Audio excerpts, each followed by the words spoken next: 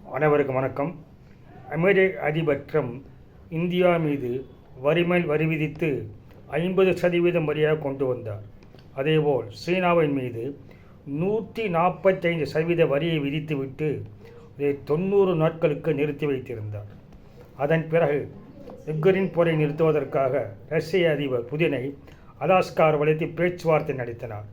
அதிலும் புதினால் வெற்றி பெற முடியவில்லை. யுக்ரைன் ரஷ்யா பிடித்த பகுதிகளை தர வேண்டும் என்று உக்ரைனுக்கே அவர் ஆலோசனை சொல்லும் நிலைதான் ஏற்பட்டதே தவிர புதினை பணி வைக்க முடியவில்லை. இந்த நிலையில்தான் இந்தியாவையும் ரஷ்யாவையும் சீனாவையும் புதினால் பணிய வைக்க முடியவில்லை. இவருடைய வரி அச்சுறுத்தலுக்கு இந்த 3 நாடுகளும் பயப்படாமல் இருக்கின்றன. இந்த நிலையில்தான்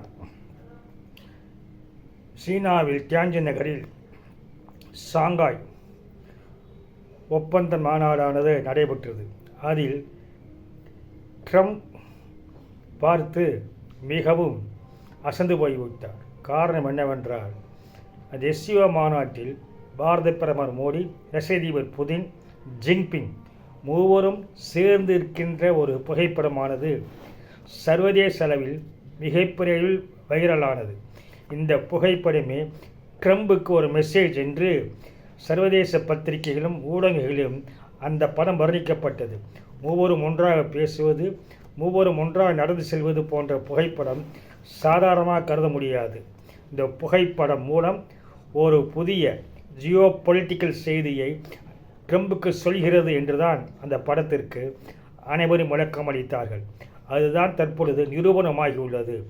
இந்த மூவர் புகைப்படத்தையும் ட்ரம்ப் அவர்கள் தனது சொந்த ட்ரூத் சமூக வலைதள பக்கத்தில் பதிவு செய்து இந்தியாவையும் ரஷ்யாவையும் ஆழமான இரண்ட சீனாவிடம் தொலைத்து விட்டோம் என்று மனம் குமுறியிருக்கிறார். இந்த மூவருக்கும் எதிர்காலம் பிரகாசமாக இருக்கட்டும் என்று ஒரு வாழ்த்தும் சொல்லியிருக்கிறார். அதாவது நீங்கள் எங்கிருந்தாலும் வாழ்க என்பது போல ஒரு கருத்தை அவர் அதில் பதிவு செய்துள்ளார். அதற்கு முன்பாக அமெரிக்காவில் உள்ள ஸ்காட் ஜென்னிங்ஸ் ரேடியோ ஷோவில் பேசுகின்ற பொழுது ட்ரம்ப் உதித்த கருத்துக்கள் முக்கியமானது. அதாவது இந்தியாவுடன் பேச்சுவார்த்தை நடத்துவதில் நம்பிக்கையானது குறைந்து வருகிறது. அது மட்டுமல்லாமல் சீனா வரி போட்டுக் கொள்கிறது, பிரேசிலும் வரி போட்டுக் கொள்கிறது, இந்தியாவும் வரி போட்டுக் கொள்கிறது. எனவே உலகில் மனிதனை விட மிக சிறந்தது வரி என்பதை நான் தெரிந்து கொண்டேன் என்று அந்த ரேடியோ ஷோவில் ட்ரம்ப் பேசியது மேலும் பரபரப்பாகியுள்ளது. அது மட்டுமல்லாமல் ட்ரம்பின் மிரட்டலுக்கு இன்ற 3 நாடுகளும் பயப்படாமல் இருப்பதே ட்ரம்புக்கு மிகப்பெரிய பின்னடைவாக கருதப்படுகிறது. இது குறித்து ட்ரம்பின் ட்வீட் குறித்து இந்திய வெளியுறவுத்துறை அமைச்சரிடம் கேட்டபொழுது இது குறித்து எந்தவித கருத்தும் எதுவுமில்லை என்று அவர்கள் சொல்லிவிட்டார்கள். எனவே இந்த பதிவையும் இந்திய அரசு கண்டுகொள்ளவில்லை. எனவே ஏற்கனவே சீனாவின் வெளியுறவுத்துறை அமைச்சர் இந்தியா வந்து பேசிவிட்டு சென்றார். அது மட்டுமல்லாமல் என்ற 3 புகைப்படங்களும் வெளியிடப்பட்டு சீன பத்திரிகையில் நியூ குளோபல் ஆர்டர் என்று அவை வர்ணித்தன.